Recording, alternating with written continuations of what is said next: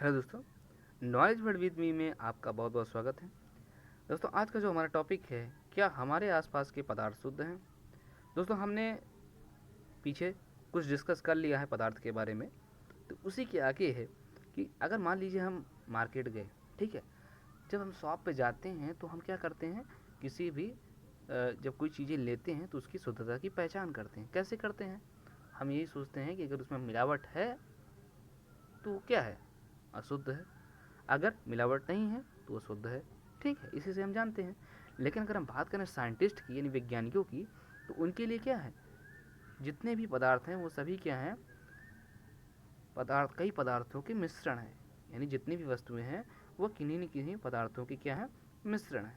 ठीक है। तो उनका मतलब क्या है कि शुद्ध का मतलब यही है कि पदार्थ के सभी कण जो मौजूद हैं वह सभी रासायनिक प्रकृति के हैं। ठीक है। यानी वह क्या है, कई सारे जो पदार्थ हैं वो मिले हुए हैं। ठीक है।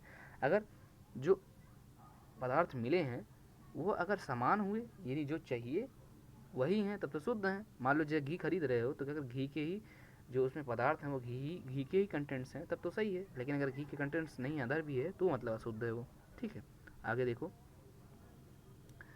मिश्रण। मिश्रण क्या होता है? देखो, मिश्रण मतलब ये होता है कि एक या एक से अधिक तत्वों से मिलकर कोई भी जो चीज़ बना होता है उसे हम बोलते हैं मिश्रण। कहने का सेंस क्या है कि जैसे मान लो कि आपने क्या किया कि मान लो कोई भी चीज़ है, अगर एक तत्व ये है, एक तत्व ये है, एक ये तत्व है, यानी कई सारे तत्व हैं, उनसे मिलकर बना होता है। ठीक है। जैसे अगर हम बात करें घी, तो घी में क्या क्या होता है? घी में वसा होता है। और क्या होता है घी में? घी में वसा होता है। और अगर हम बात करें तो उसमें बहुत सारी चीज़ें ऐसी होती हैं, उन सभी को हम क्या बोलते हैं? मिश्रण कहते हैं।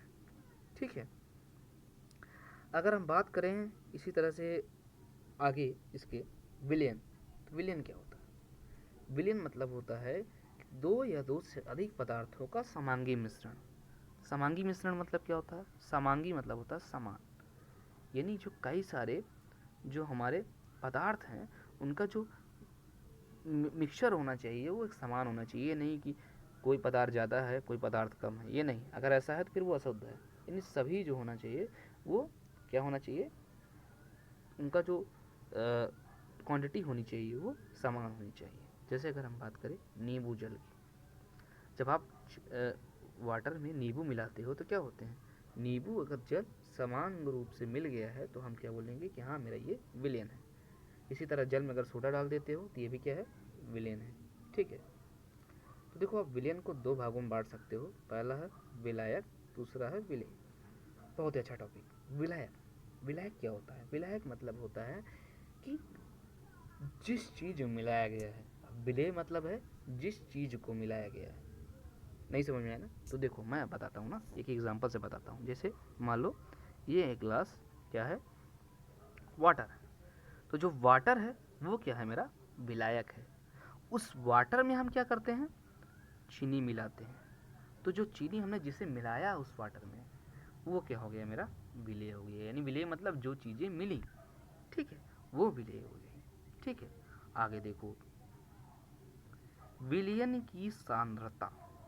विलयन की सांद्रता मतलब क्या होता है कि विलयन में विलेय की कितनी मात्रा मौजूद है। ठीक है।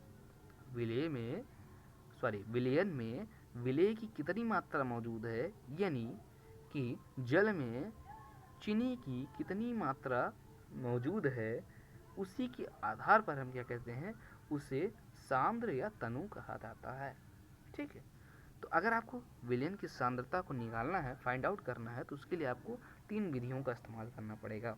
पहला क्या है, एक तो ये फार्मूला आप लगाओ कि टोटल उस वस्तु का द्रव्यमान बटे विलयन के द्रव्यमान प्रतिशत। ठीक है। यानी विलयन मतलब अगर हम बात करें कि जैसे मान लो वाटर में चीनी, ठीक है, तो यानी विलयन के द्रव्यमान का प्रतिशत, यानी जो हमारा वाटर है उसका द्रव्यमान का प्रतिशत कितना है, और द्रव्यमान टोटल द्रव्यमान कितना है वो लिखना है।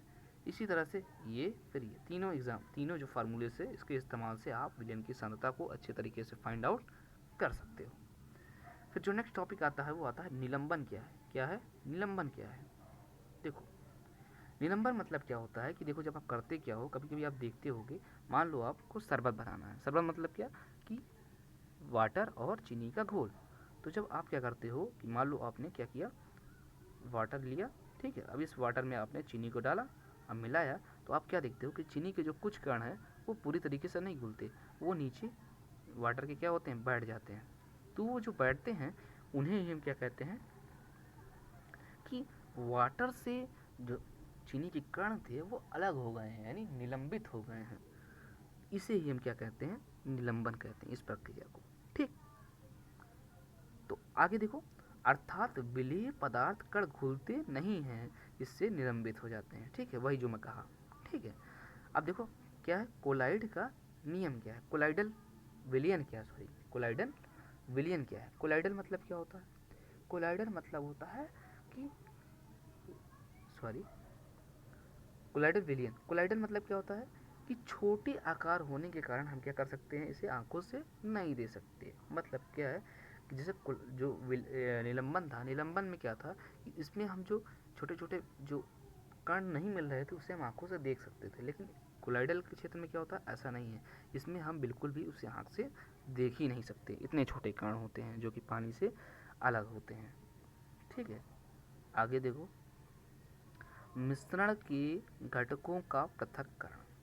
ठीक है, तो इसका अगर एग्जाम्पल समझना है तो आप समझ सकते हो कि जब ये जैसे मान लो दूध है, तो दूध में जो क्रीम होती है, मलाई होती है, उसे क्या कर देते हो, आप हाथों से निकाल लेते हो।